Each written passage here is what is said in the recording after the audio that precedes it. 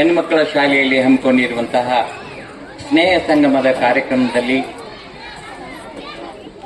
ಈ ಊರಿನ ಅಳಿಯರು ಈ ಜಿಲ್ಲೆಯ ಮುಖ್ಯ ಕಾರ್ಯನಿರ್ವಾಹಕ ಅಧಿಕಾರಿಗಳಾಗಿ ಜಿಲ್ಲಾ ಪಂಚಾಯತನ್ನ ಮುನ್ನಡೆಸಿಕೊಂಡು ಹೋಗ್ತಾ ಇರುವಂತಹ ಸಹೃದಯಿ ಶಿಕ್ಷಣದ ಬಗೆಗೆ ಸಾಕಷ್ಟು ಕಳಕಳಿ ಇಟ್ಟಂತವರು ಆಗಿರುವಂತಹ ಸನ್ಮಾನ್ಯ ಕೊರೇರ್ ಸಾಹೇಬ್ರವರೇ, ಅದೇ ರೀತಿಯಾಗಿ ಈ ಜಿಲ್ಲೆಯ ಉಪನಿರ್ದೇಶಕರು ಸದಾ ಶಿಕ್ಷಣದ ಬಗ್ಗೆ ಕಳಕಳಿಯನ್ನು ಹೊಂದಿ SSLC ಫಲಿತಾಂಶ ಜೊತೆಗೆ ಶೈಕ್ಷಣಿಕ ವಾತಾವರಣವನ್ನ ಜಿಲ್ಲೆಯಾದ್ಯಂತ ಪಸರಿಸ್ತಾ ಇರುವಂತಹ ಅಜಿತ್ ಮಣಿಕೇರಿಯವರೇ, ಈ ಕ್ಷೇತ್ರದ ಶಿಕ್ಷಣಾಧಿಕಾರಿಯಾಗಿರುವಂತಹ ಬಡದಾನಿಯವರೇ, ಜೊತೆಗೆ ಈ ಸಂದರ್ಭದಲ್ಲಿ ಉಪಸ್ಥಿತರಿದ್ದು ಈ ಕಾರ್ಯಕ್ರಮವನ್ನು ಮುನ್ನಡೆಸಿಕೊಂಡು ಹೋಗ್ತಾ ಇರುವಂತಹ ಸನ್ಮಾನ್ಯ ಹಿರಿಯರಾಗಿರುವಂತಹ ಯರ್ಕಲ್ ಸರ್ ಅವರೇ, ಜೊತೆಗೆ STMCಯ ಅಧ್ಯಕ್ಷರಾಗಿರುವಂತಹ ತಳವಾರ್ ಅವರೇ, ವೇದಿಕೆ ಮೇಲೆ ಆಸೀನರಾಗಿರುವಂತಹ ಎಲ್ಲ ಅಧಿಕಾರಿ ಮಿತ್ರರೇ,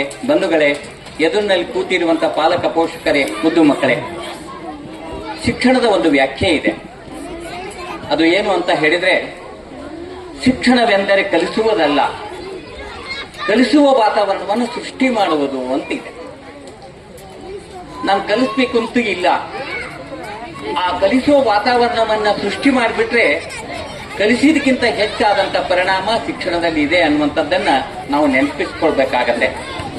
ಬಂಧುಗಳೇ, ಈಗ ಕಾಲ ತುಂಬಾ ಬದಲಾವಣೆ ಆಗ್ತಾ ಇದೆ, ಆಧುನೀಕರಣ ಆಗ್ತಾ ಇದೆ, ಜಾಗತೀಕರಣ ಆಗ್ತಾ ಇದೆ, ಖಾಸಗೀಕರಣ ಆಗ್ತಾ ಇದೆ, ಲಿಬರಲೈಸೇಷನ್ ಆಗ್ತಾ ಇದೆ. ಅದು ತುಂಬಾ ಪರಿಣಾಮವನ್ನು ಬೀರ್ತಾ ಇರುವ ಕಾರಣಕ್ಕಾಗಿ ಜಗತ್ತು ಸ್ಪರ್ಧೆಗೆ ಒಡ್ಡಿಕೊಂಡಿದೆ.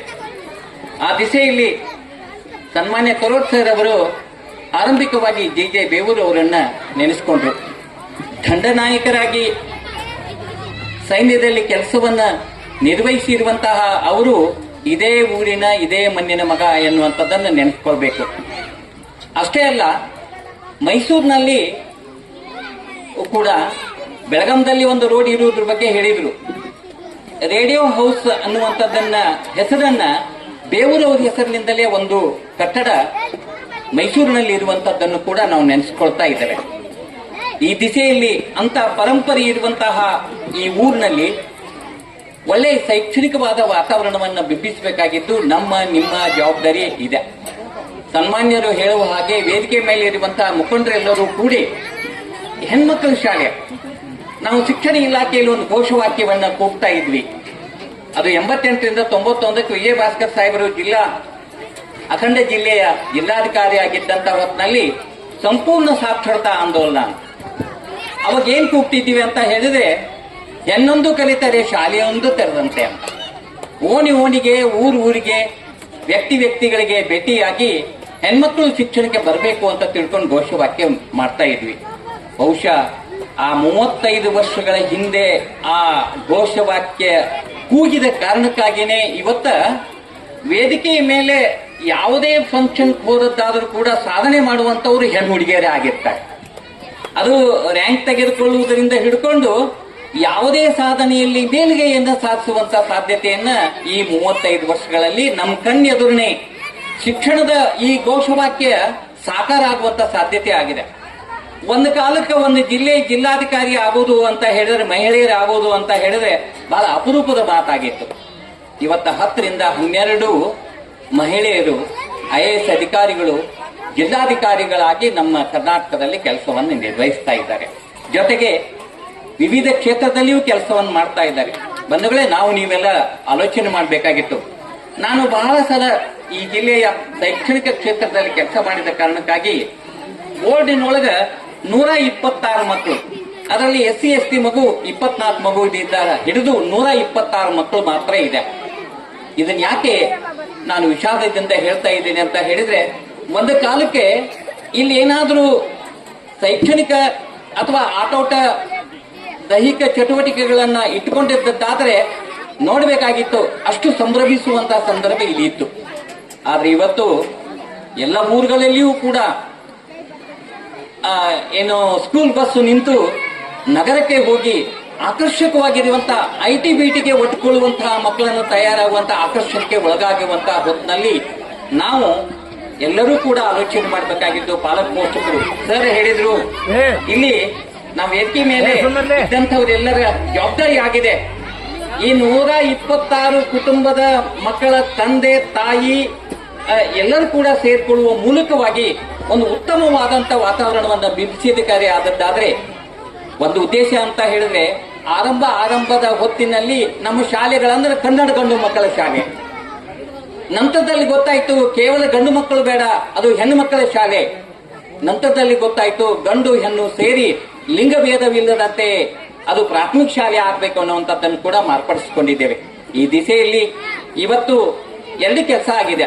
ಬಹಳ ಹೆಮ್ಮೆ ಅಂತ ಹೇಳಿದ್ರೆ ಇದೇ ಊರಿನ ಇದೇ ಶಾಲೆಯ ಹಳೆ ವಿದ್ಯಾರ್ಥಿಯಾಗಿದ್ದುಕೊಂಡು ಈಗ ಹಾವೇರಿ ಜಿಲ್ಲೆಯಲ್ಲಿ ವೃತ್ತಿ ಶಿಕ್ಷಕಿಯಾಗಿರುವಂತಹ ಶೋಭಾ ಮೇಡಮ್ ಅವರು ಸಖಿ ಸಂಗಾತಿ ಅಂತ ಇವತ್ತು ಆತ್ಮನಿರ್ಭರ ಭಾರತ್ ಅಂತ ತಿಳ್ಕೊಂಡು ಏನ್ ಹೇಳ್ಕೊಳ್ತಾ ಇದ್ದೇವೆ.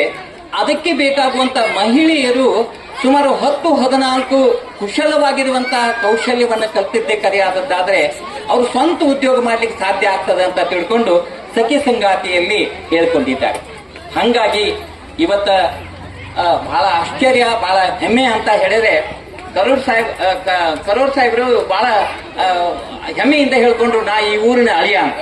ಹೌದು, ಒಬ್ಬ CEO ಆಗಿದ್ದುಕೊಂಡು ಹೆಣ್ಮಕ್ಳ 126 ಇರುವಂತ ಹೆಣ್ಮಕ್ಳ ಶಾಲೆ ಒಂದು ಕಾರ್ಯಕ್ರಮಕ್ಕೆ ಬರುವುದು ಅಂತ ಹೇಳಿದ್ರೆ ಅವರು ಆ ಆತ್ಮೀಯ ಭಾವದ ಸಂಬಂಧವನ್ನು ಇಟ್ಕೊಂಡಿದ್ದಾರೆ.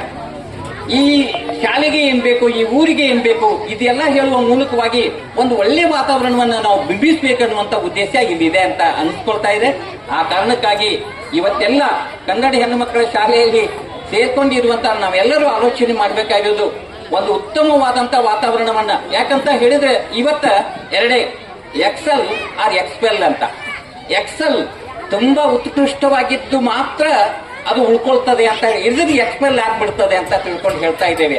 ಹಂಗೆ ನಾವು ಈಗ ಉತ್ಕೃಷ್ಟತೆಯನ್ನ ಅಪೇಕ್ಷಿಸ್ತಾ ಇದ್ದೇವೆ. ಹಾಗಾಗಿ ನಮ್ಮ ಸಂಸ್ಥೆಯಲ್ಲಿ, ಅದು ವಿಶೇಷವಾಗಿ ಸರ್ಕಾರಿ ಸಂಸ್ಥೆಯಲ್ಲಿ, ವಿಶೇಷವಾಗಿ ಹೆಣ್ಮಕ್ಕಳ ಸಂಸ್ಥೆಯಲ್ಲಿ ಅಂತ ಒಂದು ವಾತಾವರಣವನ್ನು ಬಿಂಬಿಸಬೇಕಾಗಿದ್ದು ನಮ್ಮೆಲ್ಲರ ಜವಾಬ್ದಾರಿ ಇದೆ. ಆ ಕಾರಣಕ್ಕಾಗಿ ಒಂದು ಕಾಲಕ್ಕೆ ಸನ್ಮಾನ್ಯ JC ಪ್ರಕಾಶ್ ಸಾಹೇಬರು CEO ಆಗಿಂತ ಹೊತ್ತಿನಲ್ಲಿ SSLC ಫಲಿತಾಂಶ ತುಂಬಾ ಎತ್ತರ ಮಟ್ಟಕ್ಕೆ ಈ ಜಿಲ್ಲೆಯನ್ನು ತೆಗೆದುಕೊಂಡು ಹೋಗಿರುವಂತಹ ಉದಾಹರಣೆ ಇದೆ. ಆ ಕಾರಣಕ್ಕಾಗಿ ಒಂದು ಉತ್ತಮವಾದಂತಹ ವಾತಾವರಣವನ್ನ ಬಿಂಬಿಸುವ ಮೂಲಕವಾಗಿ STMC ಅಧ್ಯಕ್ಷರಾಗಿರುವಂತಹ ತಳವಾರ್ ಸರ್ ಆಗಲಿ, ಪೂಜ್ಯ ಅಜ್ಜನವರಾಗಿರುವಂತಹ ಗಣಪಯ್ಯ ಅಜ್ಜನವರಾಗಲಿ, ಎರಕಲ್ರವರಾಗಲಿ, ಇಲ್ಲಿ ಇದ್ದಂತ ಎಲ್ಲರೂ ಸೇರಿಕೊಳ್ಳುವ ಮೂಲಕವಾಗಿ ನಮ್ಮ ಶಾಲೆ ತುಂಬಾ ಆಕರ್ಷಕವಾಗುವಂತಹ ರೀತಿಯಲ್ಲಿ ಸನ್ಮಾನ್ಯ CEO ಸಾಹೇಬರು JC ಪ್ರಕಾಶ್ ಅವರು ಇದ್ದಂತ ಹೊತ್ತಿನಲ್ಲಿ ಮಾರ್ಚ್ ತಿಂಗಳಿಗೆ ಕರೆದು, ಮನಳಿಯವರೇ ನನ್ನ ಹತ್ರ 4 ಕೋಟಿ ರೂಪಾಯಿ ಉಳಿದಿದೆ, ನಿಮ್ಮ ಶಿಕ್ಷಣ ಇಲಾಖೆಗೆ ಕೊಡ್ತಾ ಇದ್ದೇನೆ, ನೀವ್ ಏನ್ ಮಾಡ್ತೀರಿ ಅಂತ ಕೇಳಿದೆ. ಅವತ್ತ ನಮ್ಮ ಅಧಿಕಾರಿಗಳನ್ನ ಸೇರಿಸಿ ಯಾವ ಮಗು ಕೂಡ 5ನೇ ಕ್ಲಾಸ್ನಿಂದ ಮೇಲೆ ಓದುವಂತ ಮಗು ಎಲ್ಲಿಯೂ ಕೂಡ ನೆಲದ ಮೇಲೆ ಕೂಡಬಾರದಂತ ಡೆಸ್ಕ್ ಕೊಟ್ಟಿವಿ. 4 ಕೋಟಿ ರೂಪಾಯಿ ಕೊಟ್ಟಿರುವಂತಹ ಉದಾಹರಣೆ.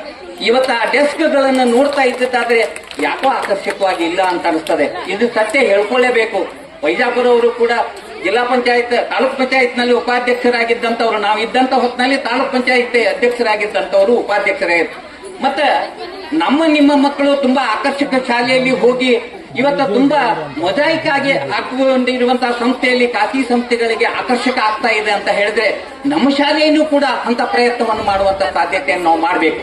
ಮೊನ್ನೆನೆ ನಾವು DDP ಅವರು ಸೇರ್ಕೊಂಡು BTDA ಬಾಗಲಕೋಟದ ಶಾಲೆಯಲ್ಲಿ ಶರಣಬಪ್ಪಿ ಅವರು, ಇದೇ ಊರಿನವರು, ಚಲವಾದಿ, ಇವತ್ತು ಆ ಸ್ಕೂಲ್ಗೆ ನೋಡಬೇಕು ತೀವ್ ಹಚ್ಕೊಂಡಿದ್ದಾರೆ. ಸರ್ಕಾರಿ ಶಾಲೆನೇ ಅದು ತೀವ್ ಹಚ್ಕೊಂಡಿದ್ದಾರೆ, ನಮ್ಗೆ ಅಡ್ಮಿಷನ್ ಕೊಡಬೇಕು ಅಂತ. ಅಲ್ಲಿ 600 ಮ್ಯಾಗ ಮಕ್ಕಳು ಇದ್ದಾದ್ರೆ 2 ಮಗು 3 ಮಗು ಮಾತ್ರ ಅಬ್ಸೆಂಟ್ ಉಳಿತೈತಂತ ಅವನು ಚಾಲೆಂಜ್ ಕೊಡ್ತಾ ಇದ್ದಾನೆ. ನೀವು ಬಂದು ಕೇಳಬೇಕು, 1-2 ಮಗು ಅನಾರೋಗ್ಯದಿಂದ ಮಾತ್ರ ಅಬ್ಸೆಂಟ್ ಉಳಿತು, ಇಲ್ಲಿಕಂದ್ ಇಲ್ಲ ಅನ್ನುವಂತ ವಾತಾವರಣವನ್ನು ಅವ ಸೃಷ್ಟಿ ಮಾಡಿದ್ದಾರೆ. ಇದೇ ಶರಣಪ್ಪ ಕೆಲವಾದಿಯವರು, ಇದೇ ಊರಿನವರು. ಆ ರೀತಿಯಲ್ಲಿ ದಯವಿಟ್ಟು ನಾವೆಲ್ಲರೂ ಆಲೋಚನೆ ಮಾಡಬೇಕಾಗಿದ್ದು ಇದನ್ನ ತುಂಬಾ ಆಕರ್ಷಕವಾಗಿರುವಂತಹ ವಾತಾವರಣವನ್ನು ಸೃಷ್ಟಿ ಮಾಡಬೇಕು. ಜೊತೆಗೆ ಇಂಡೋರ್ ಆಗಿ ನಮ್ಮ ಶಿಕ್ಷಕರ ಜವಾಬ್ದಾರಿಯನ್ನು ಕೂಡ ಬಹಳ ಇದೆ. ಯಾಕೆ ಕಾಂಪಿಟೇಷನ್ ಮಾಡದೆ ಹೋದದ್ದಾದ್ರೆ, ನಾವು ಸ್ಪರ್ಧೆ ಒಡ್ಕೊಳ್ಳದೆ ಹೋದದ್ದಾದ್ರೆ, ಅಂತ ವಾತಾವರಣವನ್ನು ಸೃಷ್ಟಿ ಮಾಡ್ಕೊಳ್ಳದೆ ಹೋದದ್ದಾದ್ರೆ ನಮ್ಮ ಶಾಲೆ ಉಳಿಯುವುದು ತುಂಬಾ ಕಷ್ಟವಾಗ್ತಾ ಇದೆ. ಸುಪ್ರೀಂ ಕೋರ್ಟ್ ಮತ್ತು ಹೈಕೋರ್ಟ್ ಭಾಷಾ ನೀತಿ ಸಂಬಂಧದಲ್ಲಿ 94ನೇ ಇಸ್ವಿಗೆ ಒಂದು ತೀರ್ಪು ಕೊಡ್ತು. ಏನು ಅಂತ ಹೇಳಿದ್ರೆ, ಮಾಧ್ಯಮ ಕನ್ನಡ ಮಾಧ್ಯಮ ಇರಬೇಕು, ಸರ್ಕಾರಿ ಶಾಲೆಗಳಲ್ಲಿ ಇಂಗ್ಲಿಷು ಇತ್ಯಾದಿಗಳನ್ನು ತರುವ ಮೂಲಕವಾಗಿ ನಮ್ಮ ಮಕ್ಕಳು ಬಹಳ ಕಡಿಮೆ ಆಗ್ತಾ ಇದ್ದಾರೆ, ಸರ್ಕಾರಿ ಶಾಲೆ ಕತ್ತಿ ಚಿಗಿದಂಗೆ ಆಗ್ತದೆ ಅಂತ ತಿಳ್ಕೊಂಡು ಹೇಳಿದಾಗ ಕೋರ್ಟ್ ಹೇಳಿದಂತ ತೀರ್ಪು ಏನು ಅಂತ ಹೇಳಿದ್ರೆ, ಅದು ಅವರ ಹಕ್ಕು ಅಂತ. ಪಾಲಕ ಪೋಷಕರು ಯಾವ ಮಾಧ್ಯಮವನ್ನು ಆಯ್ಕೆ ಮಾಡ್ಕೊಂಡು ಕಳಿಸ್ತಾ ಇದ್ದಾರೆ ಅದು ಅವರ ಹಕ್ಕು ಅಂತ ತಿಳ್ಕೊಂಡು ಹೇಳಿದೆ. ಹಂಗಾಗಿ ಬಂಧುಗಳೇ, ನಾವು ಇವತ್ತ ಬೇವೂರಿನಲ್ಲಿತ್ತು ಇಂಥ ಒಂದು ಜಾಗೃತ ಜಾಗೆಯಲ್ಲಿ ನಿಂತು ನಮ್ಮ ಸರ್ಕಾರಿ ಶಾಲೆಗಳ ಬಗ್ಗೆ ನಾವು ತುಂಬಾ ಆಲೋಚನೆ ಮಾಡಬೇಕಾಗಿತ್ತು. ನಮ್ಮ ಕರ್ತವ್ಯ ಅಂತ ನಾವು ಭಾವಿಸ್ಕೊಳ್ತಾ ಇದ್ದೇವೆ.